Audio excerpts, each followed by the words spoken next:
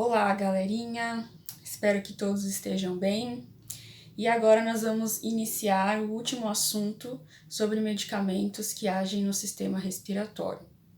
Então, nós passamos por rinite, tratamento das rinites, né? E falamos então sobre antialérgicos, antihistamínicos no geral, conversamos sobre eles. Falamos também um pouquinho sobre os descongestionantes nasais, que a atividade deles é vasoconstritora, certo? E agora nós vamos falar sobre a asma e o tratamento da asma, tá? Nós vamos conversar sobre broncodilatadores e falar um pouquinho sobre corticoides, que são os medicamentos utilizados no tratamento da asma. Mas já é importante que nós saibamos que os broncodilatadores não são uma classe de fármacos utilizados especificamente para o tratamento da asma, né?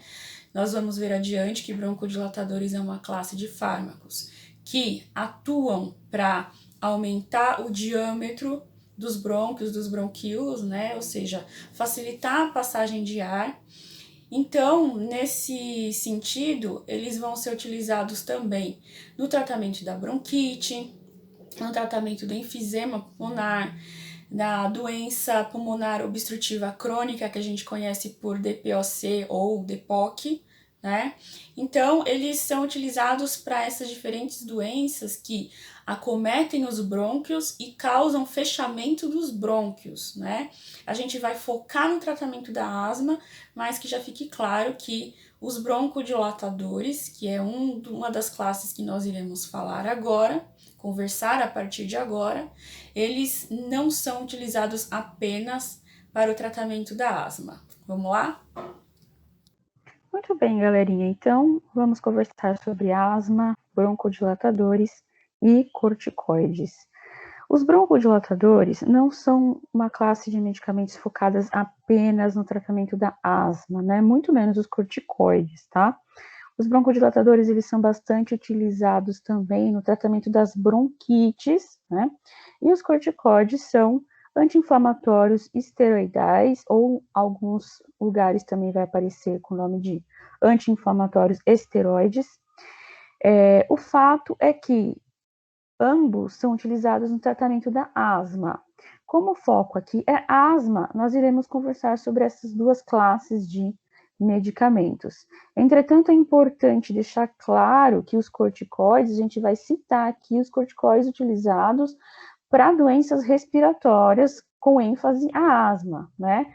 Mas corticoides são um grupo, né, de medicamentos que são abordados com maiores detalhes quando se fala de anti-inflamatórios. E nós não vamos entrar nesse nível de profundidade aqui nesta aula, ok?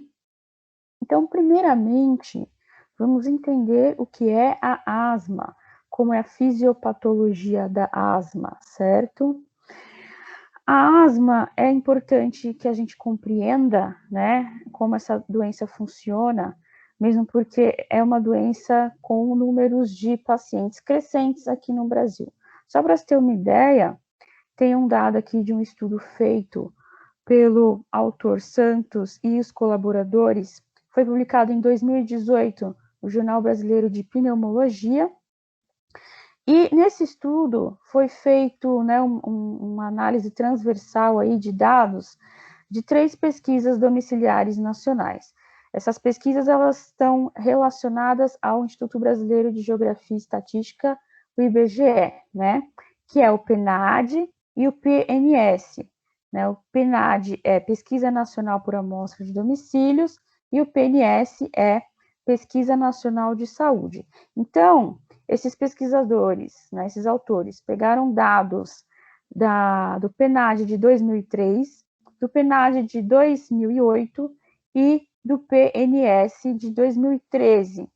E eles constataram que a prevalência do diagnóstico da asma foi de 3,6 em 2003, 3,7 em 2008 e 4,5 em 2013. Com isso, né, a gente constata que o número de pessoas que estão tendo diagnóstico para asma estão sendo crescentes, né? Pelo menos até 2013 foi crescente. A prevalência de diagnóstico autorreferido de asma aumentou especialmente nas regiões norte e nordeste. O sexo, a região geográfica e a área de residência, que é urbana ou rural, obesidade e diagnóstico de depressão parecem desempenhar papéis significativos na epidemiologia da asma aqui no Brasil, tá? E os dados, eles se referem a participantes na idade entre 18 e 45 anos, tá? E aqui não está presente nesse slide, mas será colocado o link, né, da OMS, que apareceu nas aulas anteriores, que diz sobre o aumento de casos, né, de doenças respiratórias no mundo, dentre elas a rinite alérgica, a asma e a doença pulmonar obstrutiva crônica, a DPOC, ou também conhecida por DPOC, tá? Então, a asma é uma doença que tem bastante relevância e, portanto, precisamos entender, né, as causas, como ela acontece e o tratamento envolvido. Então, como funciona a asma, né? Como o organismo se comporta frente a essa doença? Vamos falar um pouquinho da fisiopatologia, de maneira bastante simplificada. Afinal de contas, a asma é uma doença complexa. A fisiopatologia da asma complexa, há muito ainda a ser descoberto, né? Tem muitos estudos ao redor do mundo com o intuito de desvendar a fisiopatologia, de aprofundar os conhecimentos na fisiopatologia da asma, certo? Então, as informações que a gente vai trazer aqui, elas estão simplificadas, né? Nós não vamos aprofundar, mesmo porque não vai ser relevante para se compreender o mecanismo de ação dos fármacos, tá? Então, nós vamos trazer aqui algumas informações essenciais. Então, a asma, ela é uma doença complexa que acompanha obstrução recorrente e reversível das vias aéreas, né? Não é uma obstrução que vai acontecer e a gente não vai conseguir resolver a situação, não. É possível que se reverta a situação. Há casos em que não se consiga reverter? Sim, em determinados momentos, há casos em que não se consiga reverter. A asma, ela apresenta crises de sibilos, falta de ar. Sibilos é aquela dificuldade para respirar por conta do fechamento das vias aéreas. Se lembrarmos bem o que a doutora pneumologista do Hospital das Clínicas, né, que aparece no vídeo do professor Drauzio Varela fala, o sibilos, ele é caracterizado pelo fechamento das vias aéreas e a dificuldade para respirar, e com isso a pessoa solta alguns ruídos que lembram apitos, né? Como se você estivesse fechando um canudinho e você soprasse nesse canudinho, sai um ruído, sai um apitinho. Isso caracteriza o sibilo, tudo bem? E muitas vezes a asma pode ser manifestada com tosse noturna. As crises graves causam hipoxemia, ou seja, uma queda da oxigenação, né, dos tecidos.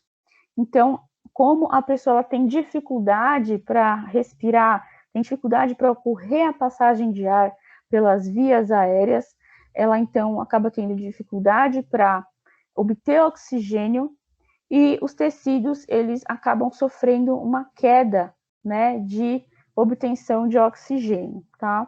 Podendo colocar, então, a vida do indivíduo em risco.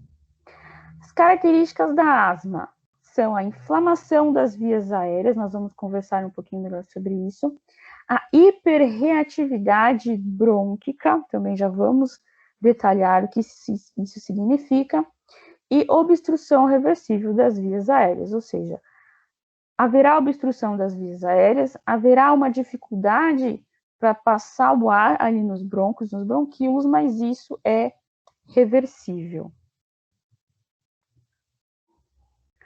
Muito bem, então primeiro vamos compreender esse termo hiperreatividade, né?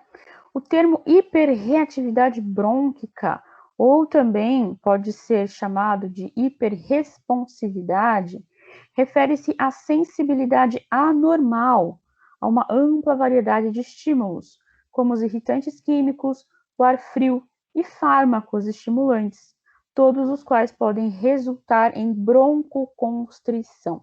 Então, o que acontece, gente? Lá no começo das aulas sobre medicamentos que agem no sistema respiratório, quando nós começamos a conversar sobre reações de hipersensibilidade do tipo 1, ou seja, as alergias, nós mencionamos duas doenças alérgicas do sistema respiratório, certo?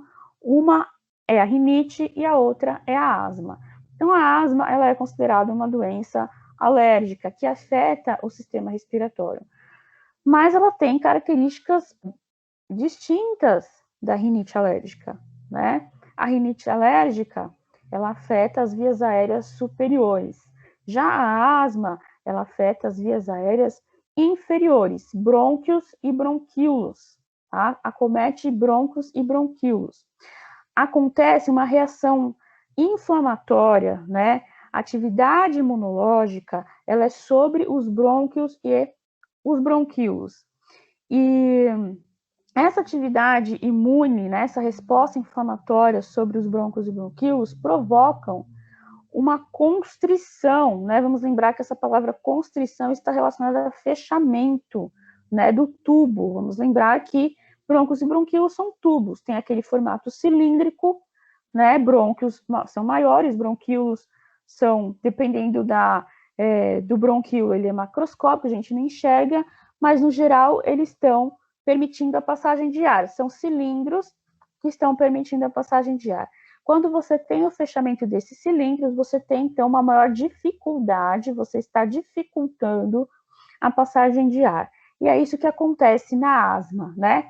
Para que o indivíduo ele desenvolva a asma, ele precisa ter um primeiro contato com o alérgeno, vamos lembrar disso, que a gente chama de sensibilização. A partir da sensibilização, ele vai produzir, então, anticorpos do tipo IgE, que vão se ligar a mastócitos, que no caso estarão presentes ali nos brônquios, nos bronquíolos, certo? Um segundo, terceiro, um décimo, um vigésimo, enfim, contato com o alérgeno. Esse alérgeno irá se ligar aos anticorpos, né, as imunoglobulinas do tipo E, que já estão ligadas aos mastócitos. Esses mastócitos, então, se degranulam e começa todo um processo inflamatório, tá? Esse processo inflamatório, ele é mais abrangente, ele não vai se limitar, como na rinite, apesar de na rinite também não ser limitada apenas a mastócito, histamina e anticorpo do tipo E, não. Também tem outras células envolvidas, outras células do sistema imune envolvidas, né? Mas que acabam não sendo tão expressivas, em grande parte, nas manifestações da rinite, tá? Por isso que a rinite, muitas vezes, se o tratamento for à base de antialérgicos, já ajuda. No caso da asma, não. O processo é mais intenso. Antialérgicos não fazem nem cócegas no tratamento de um asmático, né? Dificilmente o tratamento da asma vai ser com base apenas no antialérgico. O antialérgico ele pode ajudar, mas não vai ser o único medicamento prescrito, indicado para um paciente que tenha asma, tá? Então, é um processo inflamatório mais complexo, mais robusto, e no final, o que esse processo inflamatório causa?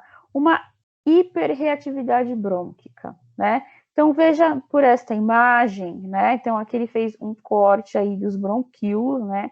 Aqui ele está mostrando os bronquíolos, mas poderia também estar mostrando os brônquios primários lá. Aqui seria um brônquio saudável, certo? Uma mucosa normal. Aqui já é um bronco asmático, com a mucosa inflamada. Uma mucosa inflamada, ela está edemaciada, ou seja, inchada, né? O processo inflamatório, ele causa um edema. E o bronco inflamado, ele está edemaciado, ele está inchado. Um asmático, por mais que ele não esteja desenvolvendo a crise de asma em determinados momentos, o bronco dele já não é um brônquio de uma pessoa que não tem asma. Ele já é um brônquio um pouco alterado já, por conta das crises que já aconteceram, né? Porque a asma, ela acontece uma vez, mas o processo inflamatório, ele continua ocorrendo, mesmo o indivíduo não estando percebendo, não estando sentindo, né, aquela falta de ar. Mas o processo inflamatório continua acontecendo, tá? E aqui seria um brônquio com a asma grave, provavelmente no processo mesmo inflamatório agudo, em que a pessoa tenha tido contato com algum alérgeno, né, com alguma substância que provocou ali a reatividade do brônquio, tá? Continuando a leitura aqui, na asma alérgica, essas características, ou seja, essa hiperreatividade brônquica, podem ser iniciadas pela sensibilização a alérgenos, como já conversamos. Mas, uma vez estabelecidas, as crises de asma podem ser desencadeadas por vários estímulos, como infecção viral, exercício, no qual o estímulo pode ser o ar frio e o ressecamento das vias aéreas, e poluentes atmosféricos, como o dióxido de enxofre. Então, um indivíduo asmático, para ele desenvolver a asma, ele vai ter que sofrer primeiro a sensibilização, assim como qualquer doença alérgica.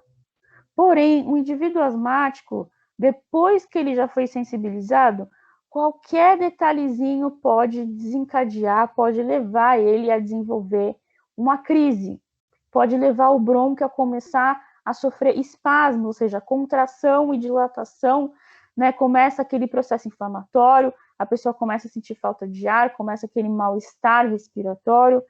Isso não necessariamente é porque ele inalou um pólen, por exemplo, que pode ter sido o alérgeno que começou com tudo, né? Com a desenvolver a asma nele. Mas o fato de ele praticar um exercício, entrar num ambiente extremamente frio por conta de um ar-condicionado, momentos em que o ar está seco e que você tem concentração de poluentes, isso já pode ser suficiente para a pessoa começar a ter uma crise alérgica, ok? Essa imagem faz algumas divisões com relação às fases, né, da inflamação da asma. Então, a inflamação aguda seria o momento em que a pessoa entrou em contato com aquele alérgeno, a pessoa já está sensibilizada, né? Vamos lembrar disso. Então, a pessoa já teve sensibilização, ela já tem os anticorpos lá associados aos mastócitos, e aí no momento que ela entra de novo em contato com aquele alérgeno, é o momento que ela desencadeia a crise asmática. Esse momento, ela tem uma inflamação aguda, uma inflamação de fase aguda, né? A inflamação crônica da asma é o que persiste depois. Então, essa pessoa teve uma inflamação de fase aguda, nesse momento ela começa a sentir falta de ar, o brônquio começa a responder, fazendo constrição, fazendo fechamento, ok. Essa inflamação pode ser que ela seja minimizada, mas ela não para, né? Uma vez que o estímulo alérgico veio, as células do sistema imunológico continuam migrando para os brônquios, continuam tentando combater, agir contra aquele alérgeno.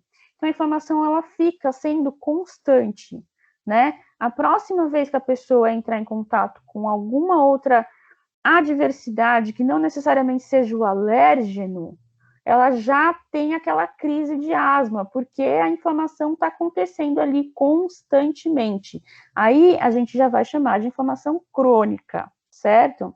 Então, a inflamação aguda, ela é caracterizada pela broncoconstrição, aquele momento em que a pessoa entrou em contato, então, com o alérgeno, começa o processo inflamatório, porque teve degranulação de mastócitos, e etc. Então, tem a broncoconstrição, tem o inchaço, né, o edema ali do parênquima bronquial, a gente já vai mostrar isso melhor em imagem. Tem secreção, ou seja, vamos lembrar que a gente tem secreção de muco nos brônquios, e no momento em que você tem a crise asmática, essa secreção, ela é exacerbada, ela é acentuada, né? E também pode ser desencadeada a tosse nessa inflamação aguda. No processo crônico, que continua acontecendo após o estímulo com alérgeno, você tem recrutamento de outras células do sistema imune, né? Aí você tem a participação de eosinófilos, de linfócitos T, os macrófagos também participam, né? Você tem dano epitelial, né? Começa a ter lesão de células epiteliais do brônquio, você tem modificações estruturais precoces. O brônquio, ele fica modificado, né? Então, como já foi dito anteriormente, o brônquio de um indivíduo asmático já não é o mesmo a partir do momento em que ele desenvolveu a primeira crise asmática, tá? E no fim, você tem remodelamento das vias aéreas, proliferação celular, aumento da matriz extracelular. Isso seria a fase final da inflamação, né? Em que todo esse processo já aconteceu, da aguda passou para a crônica conseguiu resolver, você consegue restabelecer o tecido que foi lesionado ali no brônquio, diminui o inchaço e tudo mais. Só que, na realidade, uma pessoa que tem asma, dificilmente ela chega aqui, ela fica na inflamação crônica, né? Existem casos hoje, nós já sabemos, né, de pessoas que tinham asma na infância e agora adultos não têm mais asma, né? Ou seja, elas conseguiram atingir a resolução do problema. Como que isso aconteceu? Difícil. Não tem uma explicação muito clara ainda para isso, né? Mas o fato é que a asma é considerada uma doença crônica, né? Crônica no sentido de ser difícil de ser curada e também porque ela se estende ao longo do tempo. Mas há cura, sim, da asma em alguns indivíduos, em alguns momentos. Tudo bem? Muito bem. Aqui entrando um pouquinho mais em detalhes sobre a participação do sistema imune nesse processo inflamatório da asma, né? Então, esse tópico está dizendo que o processo inicial acontece pela sensibilização, né? E aí, na sensibilização, você tem produção de imunoglobulinas do tipo E. Essas imunoglobulinas, elas vão se ligar aos mastócitos. E na segunda exposição, terceira, 10ª, 20ª, enfim, que o indivíduo tenha ao alérgeno, ele se liga então às IgEs que ativam os mastócitos e eles se degranulam, né? Ocorre a extrusão de grânulos, tá? E aí começa o processo inflamatório. Esse processo inflamatório promove a atração de outros leucócitos para a região e faz com que haja produção de outros mediadores inflamatórios. Então, aí não é só a histamina que está agindo e provocando a resposta alérgica de maneira incômoda, de maneira grave.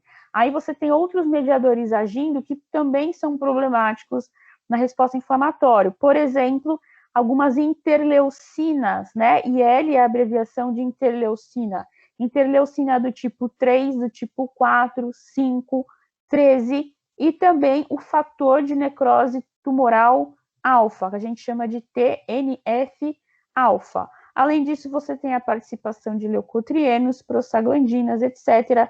Tudo isso são mediadores inflamatórios. Vamos lembrar que mediadores são substâncias que são liberadas no contexto inflamatório que participam de diferentes detalhes, né, etapas ali do processo inflamatório. Alguns mediadores vão favorecer a comunicação entre leucócitos para ajudar a chamar mais leucócito para o foco inflamatório. Alguns mediadores vão atuar ali nas células endoteliais dos vasos que circundam a região para favorecer a migração desses leucócitos para o foco inflamatório, ou seja, para favorecer a saída deles lá da corrente sanguínea para migrar para o tecido onde o problema está acontecendo, enfim, né? Detalhes que vocês estudaram, pelo menos um pouco lá, quando conversaram sobre sistema imunológico. Esses mediadores, então, eles contribuem para a piora do quadro asmático, né? Aqui a gente tem uma tabela que relata um pouquinho sobre os mediadores, quem é que produzem esses mediadores e o que eles fazem, né? Então, como a gente comentou aqui, cada um vai ser responsável por uma determinada função ali no contexto inflamatório. Então, por exemplo, a gente tem os mediadores, que são as quimiocinas, elas são produzidas pelas células epiteliais ali do próprio brônquio, né? E o que elas fazem? Ajudam a recrutar células inflamatórias, os leucócitos, né? Os mastócitos e os eosinófilos, eles produzem leucotrienos. Professores, mastócitos, eles não produzem histamina? Sim, eles liberam estaminas pelos grânulos, né? Mas eles produzem também leucotrienos. E o que os leucotrienos fazem? Eles promovem a broncoconstrição, os leucotrienos agem direto ali na broncoconstrição e também estimulam a liberação de outros mediadores, né? O próprio leucotrieno faz com que outros mediadores sejam liberados. Os linfócitos T, tá? LT é a abreviação de linfócitos T do tipo H2, né? Os linfócitos TH2, que são tipos de linfócitos que participam ali ativamente da resposta imunológica envolvida com a asma. Os linfócitos T do tipo H2, eles produzem citocinas como a IL-1 beta, TNF-alfa, IL-4, IL-5, IL-13. E o que essas citocinas fazem? Amplificam a inflamação, ou seja, aumentam ainda mais a inflamação, ativam eosinófilos, ativam outros linfócitos do tipo TH2, estimulam mais secreção de imunoglobulinas do tipo E, tá? Os mastócitos produzem estaminas, como a gente já sabe, e o que a estamina faz aqui na asma? Broncoespasmo, ou seja, fica provocando contração e relaxamento da musculatura do brônquio e inflamação no contexto geral das vias aéreas, tá? Temos células epiteliais também que produzem óxido nítrico. O óxido nítrico, ele ajuda a aumentar também a inflamação, a resposta inflamatória. E os mastócitos que produzem prostaglandina, que ajudam a recrutar ainda mais linfócitos do tipo T, H2, tá? Só para a gente ter uma ideia, né? A gente não precisa se atentar tanto a esses detalhes, mas a gente precisa ter pelo menos uma noção aqui geral sobre como o sistema imune está se comportando na asma. Esta imagem se trata de um diagrama esquemático de um corte transversal de um bronquíolo, mostrando as alterações que ocorrem na asma grave crônica, né? Então, esse seria um bronquíolo alterado, né? Uma asma crônica. Essa aqui, então, é a mucosa do bronquíolo. Mucosa é a região compreendida entre epitélio e membrana basal. Membrana basal é o tecido conjuntivo em que o epitélio fica aderido, vamos lembrar disso, né?